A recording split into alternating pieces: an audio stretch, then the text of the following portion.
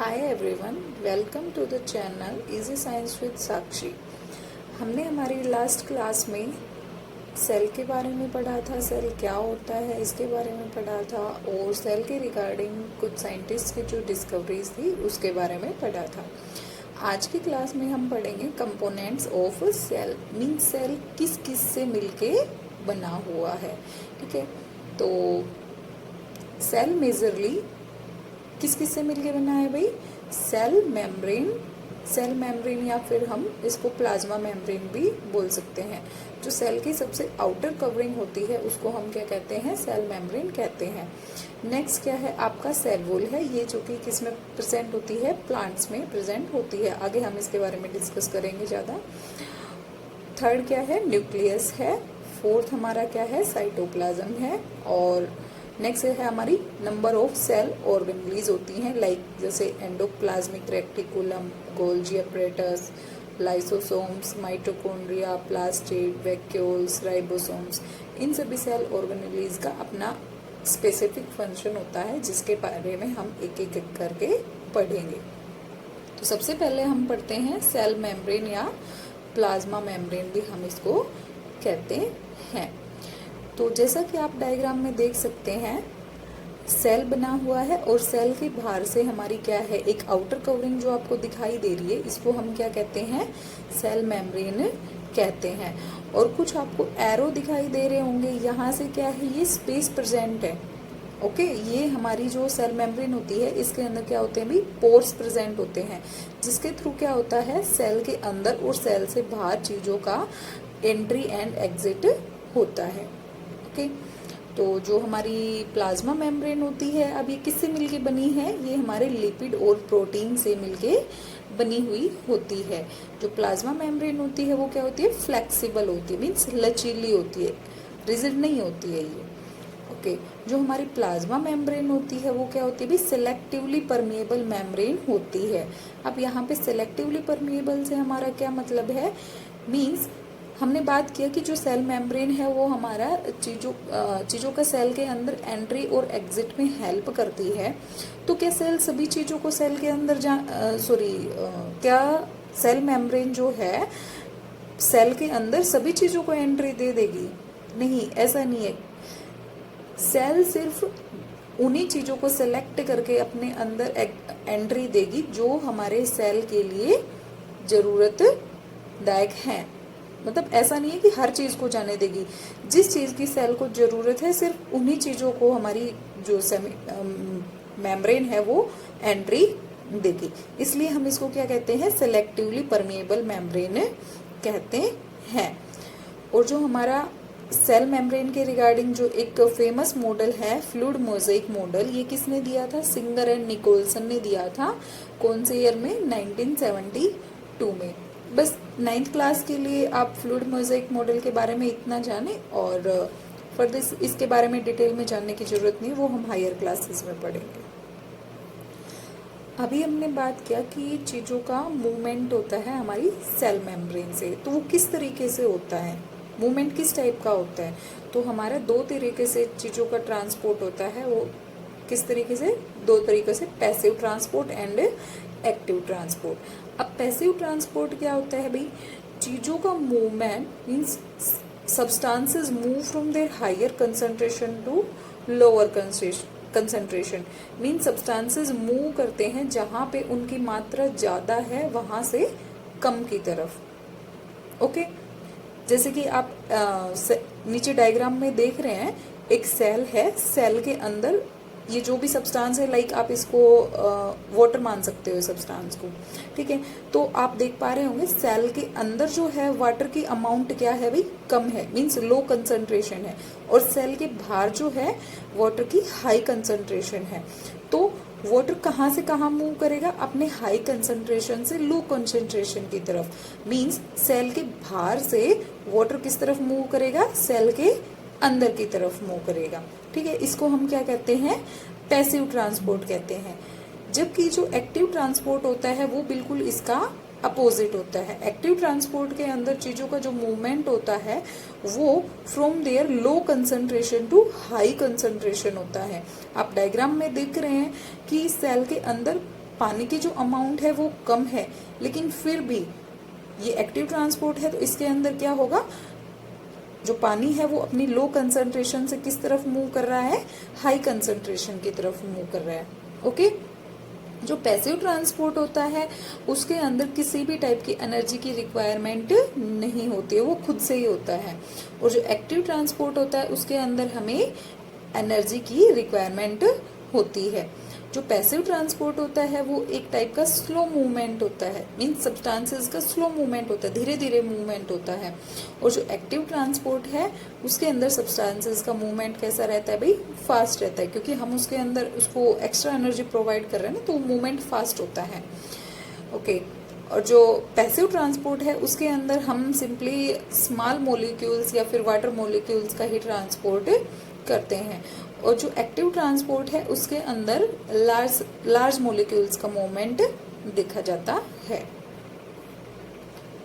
Again जो passive transport होता है वो 2 टाइप्स का होता है। First one is diffusion and second one is osmosis. अभी डिफ्यूजन क्या होता है, डिफ्यूजन भी लाइक पैसिव ट्रांसपोर्ट के जैसा ही है, सेम मीन्स पार्टिकल्स का movement from their high concentration to low concentration until they are evenly spread, mean चीजों का मूवमेंट अपनी हाई कंसंट्रेशन से लो कंसंट्रेशन की तरफ तब तक मूवमेंट होगा जब तक दोनों जगह पे उसकी मात्रा एक बराबर नहीं हो जाएगी। ओके, और जो ओस्मोसिस होता है वो एक स्पेशल टाइप का डिफ्यूजन होता है।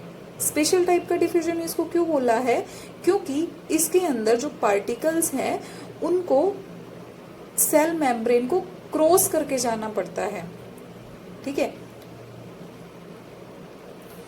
जैसा कि डिफ्यूजन के अंदर तो क्या होता है कि जैसे एक सेल है और सेल के अंदर लगा लो, सेल के अंदर ही पानी की अमाउंट एक जगह पे ज्यादा है और दूसरी जगह पे कहीं कम है।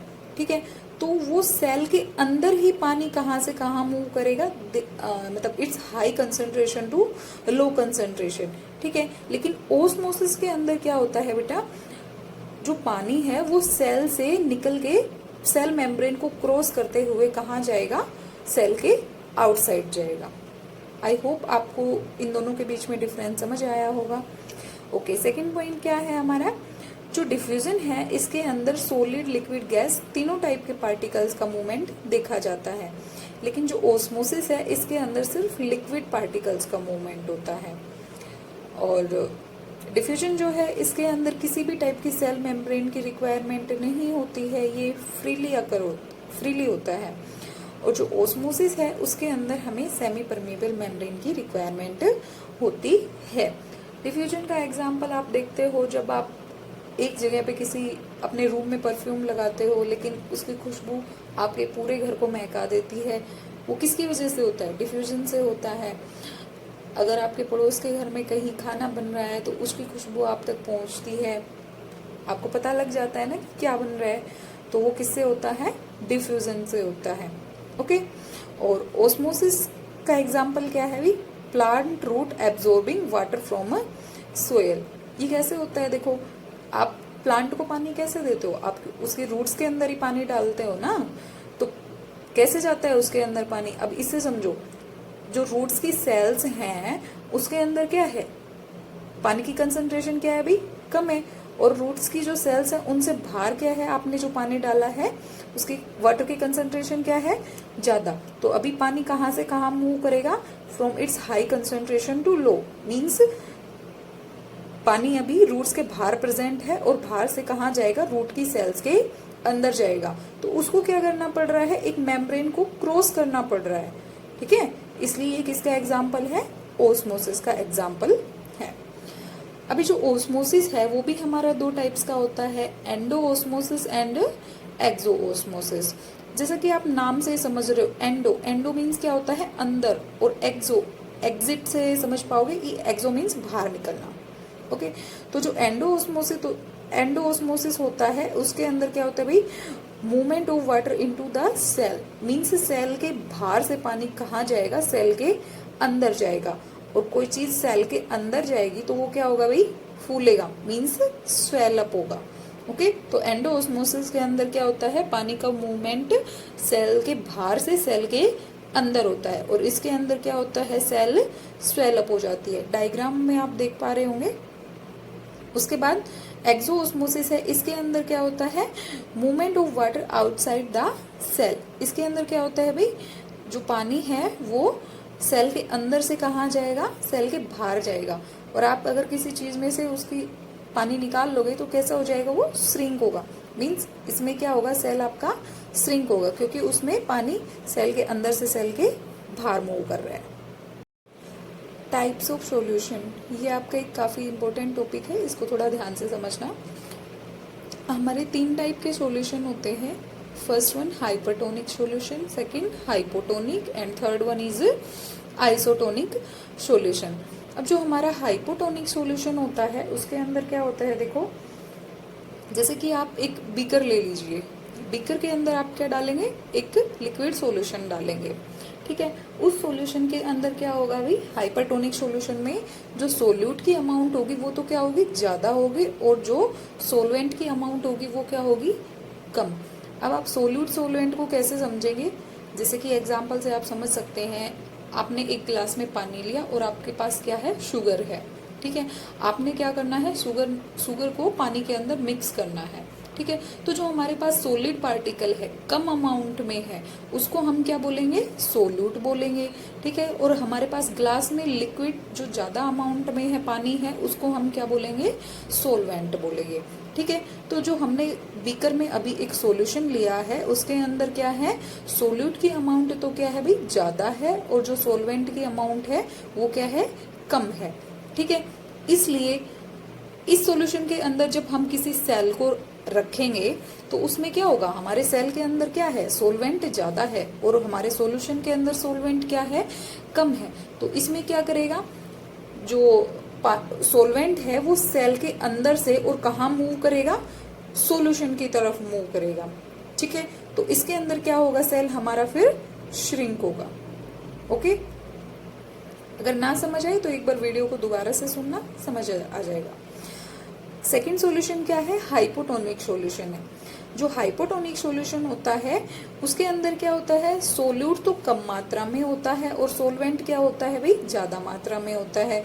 तो इसके अंदर क्या होगा, अब जो पानी है वो सॉल्यूशन से कहाँ मूव करेगा, सेल के अंदर मूव करेगा। हाइपरटोनिक में तो क्या हो रहा था, जो पानी था वो सेल के अंदर से सॉल्यूशन की तरफ मूव कर रहा था, लेकिन हाइपोटोनिक के अंदर क्या करेगा, जो पानी है वो सॉल्यूशन से सेल के अंदर मूव करेगा। तो सेल के अंदर आप अगर पानी को फिल करोगे तो उसके अंदर क्या होगा, सेल हमारा स्वेल अप हो जाएगा। इसमें आप ऐसे याद रख सकते हो, जैसे हाइपरटोनिक के अंदर भी आर आता है और श्रिंक के अंदर भी आर आता है। तो याद रखना, हाइपरटोनिक में आर आता है और श्रिंक में भी आर आता है। तो इससे आपको याद रह जाएगा कि हाइपरटोनिक सॉल्यूशन में अगर हम सेल को डालेंगे तो सेल हमारी क्या होगी, श्रिंक हो जाएगी। और जो हाइपोटोनिक है उसके अंदर ओ आता है, ओ से समझना स्वेल अप होना, मोटा होना। तो इससे आपको याद रह जाएगा, मीन्स एक ट्रिक है, आप याद रख सकते हैं इसको। उसके बाद है आइसोटोनिक सॉल्यूशन। आइसोटोनिक सॉल्यूशन के अंदर क्या होता है, भी सॉल्यूशन और सेल के अंदर बराबर मात्रा में सोल्यूट और सोलवेंट होते हैं, जिससे कि जो net amount of net water जो मूवमेंट है वो क्या रहेगी, आपकी 0 रहेगी। इसके अंदर सेल आपका ना तो फूलेगा ना ही आपका क्या होगा, श्रिंक होगा, सिकुड़ेगा, ठीक है। जो सेल की शेप है आपकी वो क्या रहेगी, शेप और साइज क्या रहेगा, सेम रहेगा। अभी हम सेल मेम्ब्रेन के बारे में पढ़ रहे हैं, तो हमारी नंबर ऑफ सेल ऑर्गेनेलीज हैं वो कुछ तो डबल मेम्ब्रेन है, कुछ सिंगल मेम्ब्रेन है, और किसी के पास तो मेम्ब्रेन है ही नहीं। तो ये मैंने एक छोटा सा पॉइंट बना के एक जगह लिख दिया है, जिससे कि आपको याद करने में इजी होगा। डबल मेम्ब्रेन बाउंड ऑर्गेनेलीज कौन कौन सी हैं हमारी, न्यूक्लियस है, माइटोकॉन्ड्रिया है, प्लास्टिड्स है। सिंगल मेम्ब्रेन कौन कौन सी होती है भाई, endoplasmic reticulum, Golgi bodies, lysosomes, okay. और जो मेम्ब्रेनलेस, जिनके पास मेम्ब्रेन होती ही नहीं है, वो कौन से सेल ऑर्गेनेलीज हैं, राइबोसोम्स है, और क्या है, सेंट्रियोल्स हैं, ओके। सेकंड हमारा सेल का पार्ट आता है सेल वॉल। अभी सेल वॉल जो है ये एनिमल्स में या वायरस में प्रेजेंट नहीं होती, ये मेनली किस में प्रेजेंट होती है, प्लांट्स में, बैक्टीरिया में, फंजाई में। ओके, तो इनके अंदर क्या होता है भाई, जो सेल वॉल होती है, जैसे कि प्लाज्मा मेम्ब्रेन तो सब में होती है, प्लांट्स में, एनिमल्स में, सब में होती है, ठीक है। लेकिन प्लाज्मा मेम्ब्रेन के बाहर से भी एक non living rigid covering present होती है, जिसको कि हम क्या कहते हैं, सेल वॉल कहते हैं। ओके, जो क्या करती हैं, हमारी प्लांट सेल, बैक्टीरियल सेल या फिर फंजाई की जो सेल्स होती हैं उनको एक स्पेसिफिक शेप प्रोवाइड करती है, उनको हार्डनेस प्रोवाइड करती है। रिजिडिटी क्या होती है, हार्डनेस प्रोवाइड करती है। ओके, अभी जो हमारी प्लांट्स की जो सेल मेम्ब्रेन प्लांट्स की जो सेल वॉल होती है वो किसकी बनी होती है, सेलुलोज की बनी होती है। बैक्टीरिया की जो होती है वो किसकी बनी होती है भाई, पेप्टाइडोग्लाइकन की। फंजाई की जो सेल वॉल होती है वो काइटिन की बनी हुई होती है। ओके, ये यहाँ से मीन्स प्लांट्स की, बैक्टीरिया की, फंजाई की सेल वॉल किसकी बनी हुई होती है, यहाँ से डायरेक्ट एक नंबर में क्वेश्चन पूछा जाता है, तो इसको थोड़ा ध्यान से याद करना। उसके बाद देखो आप नीचे डायग्राम में देख पा रहे होंगे, सेल बना है, सेल के बाहर से क्या है भाई, सेल मेम्ब्रेन या फिर प्लाज्मा मेम्ब्रेन बोल सकते हैं, और उसके बाहर से एक और एडिशनल कवरिंग आपकी है जिसको कि क्या मेंशन किया गया है, सेल वॉल कहते हैं। ओके, अभी है एक वर्ड प्लाज्मोलाइसिस। जैसे हमने पीछे ओस्मोसिस पढ़ा है ना, ऐसे वो हमारी एनिमल सेल की बात थी। यहाँ पे ये जो प्लाज्मोलाइसिस होता है ये हमारा सिर्फ प्लांट सेल के अंदर होता है, ठीक है। जैसे कि shrinkage of protoplasm away from the cell wall when plant cell placed in a hypertonic solution। Means हम किसी भी प्लांट सेल को जब हाइपरटोनिक सॉल्यूशन के अंदर रखते हैं तो उसके अंदर क्या होता है, हमारा प्रोटोप्लाज्म सिकुड़ता जाता है, ठीक है। देखो आप नीचे डायग्राम में देख पा रहे होंगे, सबसे आउटर जो कवरिंग है वो क्या है, सेल वॉल है, उसके अंदर वाली क्या है, आपकी प्लाज्मा मेम्ब्रेन है या फिर सेल मेम्ब्रेन है, ठीक है। तो आपने इस सेल को किसके अंदर डाला, हाइपरटोनिक सॉल्यूशन के अंदर डाला। तो आप धीरे धीरे देख पा रहे हैं सेल वॉल तो अपनी जगह पे स्टेबल है, लेकिन जो आपकी सेल मेम्ब्रेन है वो सिकुड़ती जा रही है, मीन्स सेल वॉल से दूर होती जा रही है और अंदर ही अंदर उसका साइज कम होता जा रहा है। उसका साइज कम क्यों हो रहा है, क्योंकि सेल मेम्ब्रेन के अंदर जो भी आपका प्रोटोप्लाज्म फील्ड है वो क्या हो रहा है, आपका सिकुड़ता जा रहा है, जिसकी वजह से प्लाज्मा मेम्ब्रेन भी उसके साथ साथ सिकुड़ रही है, ठीक है। ये क्या होता है, आपका प्लाज्मोलाइसिस होता है, जो कि सिर्फ प्लांट सेल के अंदर होता है। नेक्स्ट क्या है भाई, न्यूक्लियस है, जो कि एक बहुत ही इम्पोर्टेंट पार्ट होता है हमारे सेल का। इसको हम क्या कहते हैं, कंट्रोल सेंटर ऑफ सेल भी कहते हैं।